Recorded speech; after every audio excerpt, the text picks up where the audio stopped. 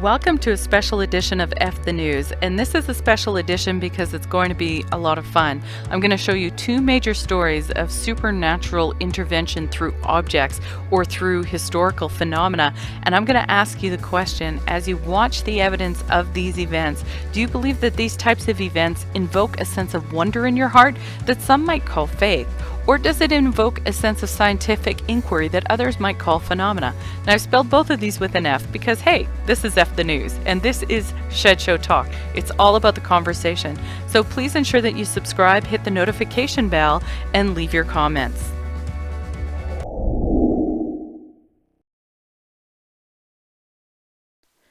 The miracle of the Holy Fire in Jerusalem is the largest known ongoing miracle in the world. And the reason I say that is because it's been occurring since 400s AD. That's nearly 1600 years. And it happens every year only on the Orthodox calendar on Easter Good Friday, or as they would say, Pascha Holy Friday. This phenomena occurs when the patriarch enters the Holy Sepulchre, or the place of the burial and resurrection of Jesus, which you see in the center of that photo. And when the patriarch enters in there, he says some prayers. And something occurs during that prayer time where spontaneous fire occurs. That fire is then brought out, and people can lean their torches or their candles into the fire and they can light them. But that's not what really makes this phenomenal. What makes this phenomenal is that the fire can actually spontaneously trigger other torches, lamps, or candles in other locations in the church without coming into contact with the original fire. Furthermore, as you just saw in those videos, people can touch it, they can hold the fire to their hair, to their clothing, and it doesn't burn. Imagine a phenomena that works as clockwork. It happens on a certain time, on a certain calendar, with a certain group of people, and if you change any of those factors, you cannot get that fire. That's part of the reason why this is so mysterious, and that's part of the reason why it has infuriated people throughout the hundreds of years and throughout the centuries, as some political, military, or religious groups have tried to destroy it, damage it, change it, reproduce it, alter it, and continuously they have failed at doing so. So this opens a whole bunch of new questions. But first I want to step back in history. There was a time when Jerusalem was under siege by Saladin and his armies during the Crusade era in the 1100s, and I'll post his name here on the screen. Now, during these raids, he actually entered the church on Pascha, on their Easter, on their Holy Friday, and he went up to one of these lamps and he actually started to snuff out the lamps himself with his own hand because he believed it was religious fraud. When he snuffed out the light, it relit itself. He snuffed it out again, he snuffed it out a third time, and apparently he became confounded and he cried out loud, "Yes, soon shall I die, or I shall lose Jerusalem." And he did lose Jerusalem the next year. So do what you will with that statement, but here you have the most powerful man in politics and in the military not able to snuff out this light. This was one of three major attempts to break down the Holy Fire experience. And now you're looking at another experience. You're looking at a column of marble that was actually damaged during an encounter with a holy light. And in this story, the patriarch was outside of the church, not able to go in because of political rulers at the time. And so they weren't able to have the experience of Easter. And the holy fire apparently came and split this column. Some called it lightning, some have called it the holy light, but it had the power to split this column. That in itself could be classified as supernatural or paranormal. But during an encounter like this, it was witnessed by a Turkish warrior who was on an adjacent wall, and he saw this event, and it was described in this case as lightning struck, and he saw this miracle and he cried out loud that he had an epiphany, and he instantly converted when he saw this. He jumped off a 10-meter wall, landed on the ground, and according to history, the stones underneath him became as soft as wax, and his footprint was left inside the rock. Now, the army at the time tried to remove that stone and remove his footprint, but they were unable to do so. These are just two of the stories and two of the legends behind those who tried to destroy the holy fire. There's also someone who tried to put copper wire inside the wicks and thinking that this would stop the fire from transiting between the torches or between the lamps. But all that happened was that the fire came, it descended, and the copper was burned. Now, the reason I use the word descended is there's a few reports that actually describe the fire as a holy light Some actually say it moves like a dove. Others have actually said that it has its own divine nature to it. It can move around at will and it can almost select certain torches to light up. And others have also described it as a light that emanates out of the location where Jesus raised from the dead. Now, just for discussion's sake, I want you to consider this point. Let's say, for example, that resurrection happens and that resurrection ties between the layers of time, space, and reality. Some would call it the multiverse, some would call it the quantum universe. There's lots of different discussions going on with this, but let's say, for example, Jesus was able to transit between the layers of time and space. In that case, would there be an energy signature, or would there be a vibrational frequency, or would there be some kind of marker that may have been left at the anchor point here on Earth? And if that's the case, can that essentially be a portal that could open for an energy to reappear at specific times on rotation?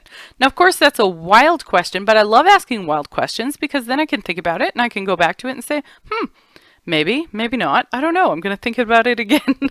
Anyhow, that's what the holy fire does for me. It inspires me to ask so many questions and to dig deeper with wonder.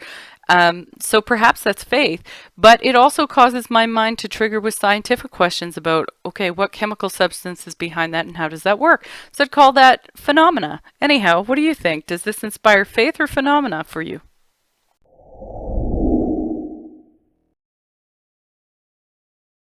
You are looking at the most sacred object in Orthodox religion. It's called the Pachev icon, and it came from the Pachev monastery in the Ukraine. It is tied to 539 documented miracles, including the mass saving of lives inside a monastery. I'm going to give you a little bit more about what it is and how it functions, but one of the things I want you to note is while I'm telling you these stories, listen to how people talk about the icon. They don't talk about it as an object. They talk about it as a portal of power. And I'm really curious to know what you guys think that is all about. But let's get to its history. In the year 1340, a monk was praying on top of a hill, and as he was praying, he suddenly saw, with his physical eyes, Mother Mary ascending or descending onto the stone in front of him, and she was surrounded by fire. He ran and grabbed another monk to come see this, and in the meantime, a herdsman also witnessed this vision on the hill, and the three of them came together and they worshiped God for what they were seeing. Now, what happened was when Mary allegedly left this vision, her footprint was burned into the stone of where they were standing, and they actually took an imprint of that footprint. That imprint has then turned into a picture, which you've seen that picture is sewn onto a pillow. And this pillow accompanies the icon at various locations so that people can actually get a sense of the size of the foot itself.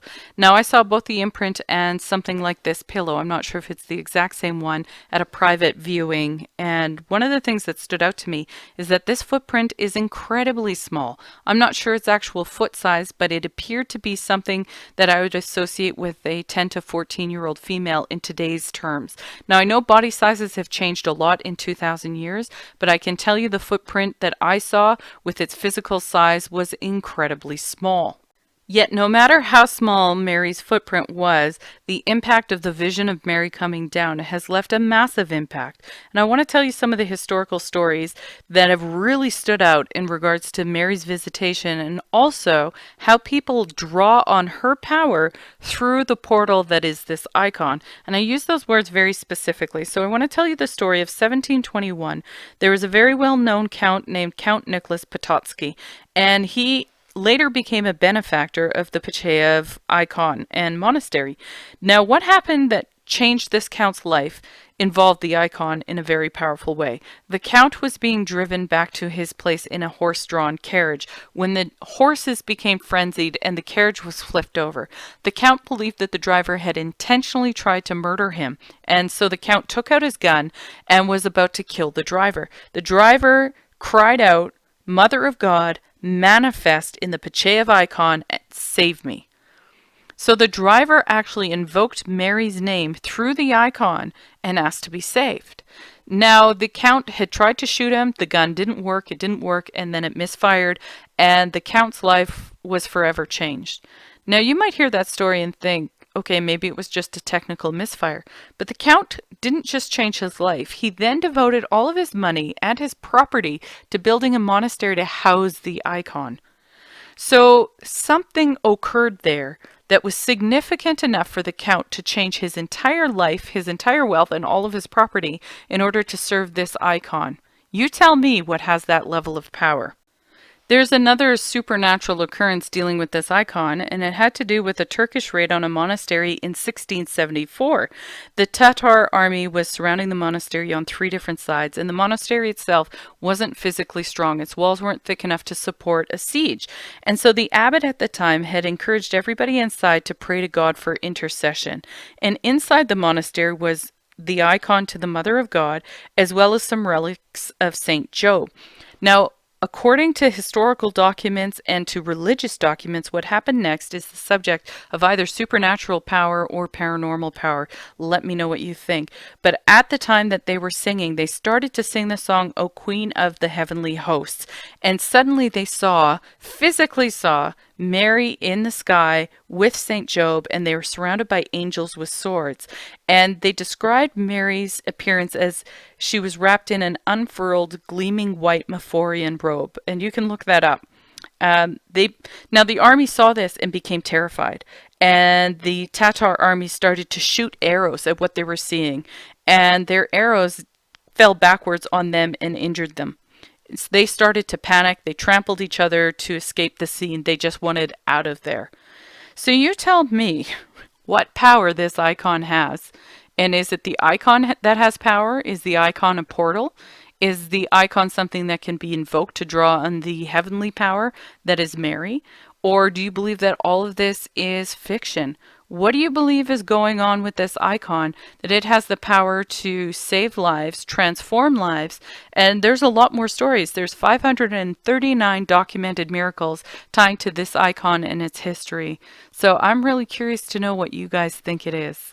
And does this icon invoke faith, or is it a phenomena? I look forward to reading your comments and your votes on whether or not these instances invoke faith, or if you believe it's simply a phenomena. Remember to leave your comments. I do read them all, and thank you for joining the conversation. My name is Beth, and I'll catch you next time.